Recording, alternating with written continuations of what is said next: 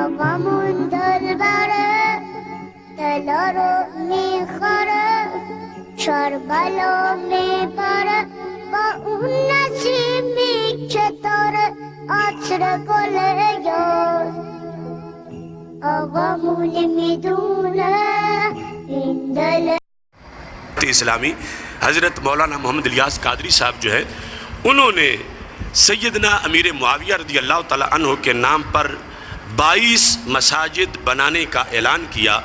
اس پر کچھ لوگوں کو رنج ہوا. معاویہ بھی ہمارے سردار. امام حسن نے بیعت کر لی تو پھر وہ خلافت بھی تھی, وہ صرف ملک نہیں تھا.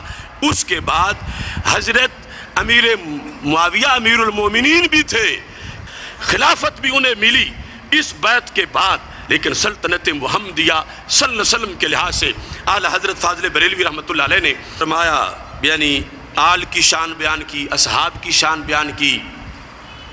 چلتے چلتے کہتے ہیں حضرت امیر معاویہ رضی اللہ تعالی عنہ تو اول ملوک اسلام اور سلطنت محمدیہ کے پہلے بادشاہ ہیں.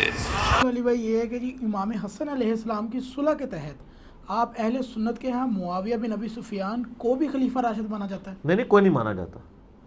ان کو اسلام کا پہلا ملک مانا جاتا ہے, پہلا بادشاہ.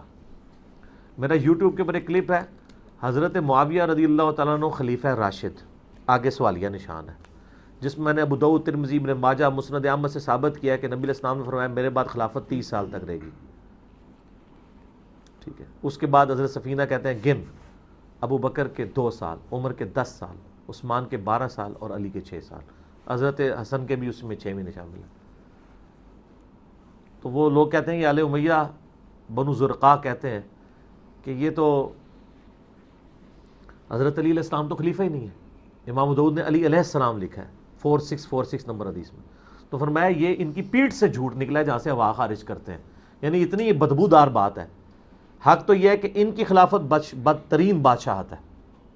ٹھیک ہے. مسند احمد میں موجود ہے, جامعہ ترمذی میں نے یہ سارے طریق جمع کیے ہیں.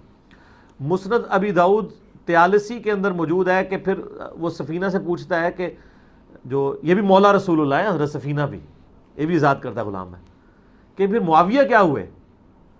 تو انہوں نے کہا وہ اسلام کے پہلے بادشاہ ہیں. تو ان کو خلیفہ راشد کوئی بھی نہیں مانتا. خلیفہ راشد ابو بکر, عمر, عثمان و علی ہیں, اور حسن بن علی اس میں ساتھ شامل ہیں. اس کے بعد عمر بن عبدالعزیز کو مانا جاتا ہے.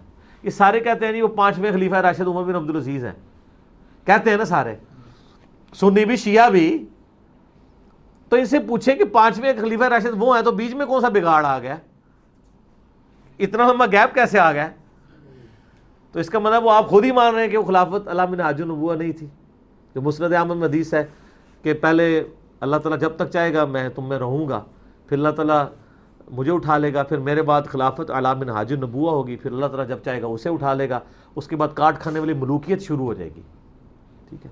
اور یہ حدیث آپ دیکھیں, یہ حدیث لکھ کے نا یہ نعمان ابن بشیر حذیفہ بن یمان رازدار رسول سے بیان کرتے ہیں, جب حضرت عمر بن عبدالعزیز خلیفہ بنے تو ان کو کسی تابعی نے لکھ کے حدیث بھیجی کہ جو نبی علیہ السلام فرمایا تھا نا کہ کاٹ کھانے والی ملوکیت کے بعد دوبارہ خلافت آ جائے گی, تو ہم اللہ سے امید کرتے ہیں یہ آپ کی خلافت ہے. تو حضرت عمر بن عبدالعزیز بڑے خوش ہوئے. ایک تشریح اس کی یہ بھی ہے, اس حدیث کے اندر موجود ہے, میں نے اس پمفلٹ میں بھی ڈالی ہوئی ہے. تو حضرت عمر بن عبدالعزیز سے پہلے کاٹ کھانے والی ملوکیت پر گزر چکی ہوئی تھی, اور وہ کاٹ کھانے والی جابر حکومت جو ہے, جو یہ وہ روایت پیش کرتے ہیں طبرانی سے لا کے, وہ بھی ضرب تقسیمیں لگا کے حسن بناتے ہیں کہ جی میرے بعد وہ خلافت و رحمت ہوگی, پھر ملوکیت و رحمت ہوگی, ٹھیک ہے نہیں, پھر یہ ہوگا وہ ہوگا. تو وہ اس کی میں نے تشریح کیا ہے کہ وہ اگر آپ روایت کو صحیح بھی مان لیں وہ کمپیریٹیولی ہے. جیسے یہاں کہتے ہیں اس سے پہلے پچھلی حکومت اس سے تو بہتر تھی, اس سے والی اس سے بہتر تھی, یعنی باقی حدیثوں کو بھی آپ دیکھیں نا کہ کیا الفاظ استعمال ہو رہے ہیں. پھر ہم کہتے ہیں کہ بس سمپل سا ایک معصومانہ سوال ہے کہ عمر بن عبدالعزیز خلیفہ راشد بھی ہیں اور اسلام کے پہلے مجدد ہیں. سنی شیعہ دونوں مانتے ہیں.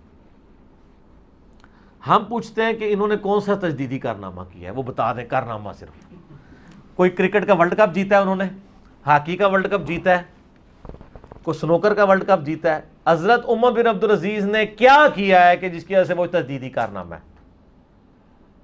اس سوال کا جواب دینے میں ہی نہ قیامت مضمر ہے. تو یہی جواب ہے کہ وہ اس مسند پہ آ کے بیٹھے کہ جو آل امیہ کی بدماش حکومت نے ایک قتل و غارت کا بازار گرم کیا ہوا تھا, لوگوں کی جائیدادیں ہتھیائی ہوئی تھیں, لوگوں کو تلوار کی نوک کے اوپر اپنا غلام بنایا ہوا تھا, اس غلامی سے آزاد کروا دیا. اور کیا کیا انہوں نے, کیا تجدید کی ہے. دوسرا, جو آل امیہ کے دور میں سیدنا علی پہ سب و شتم ہوتا تھا وہ ختم کروایا.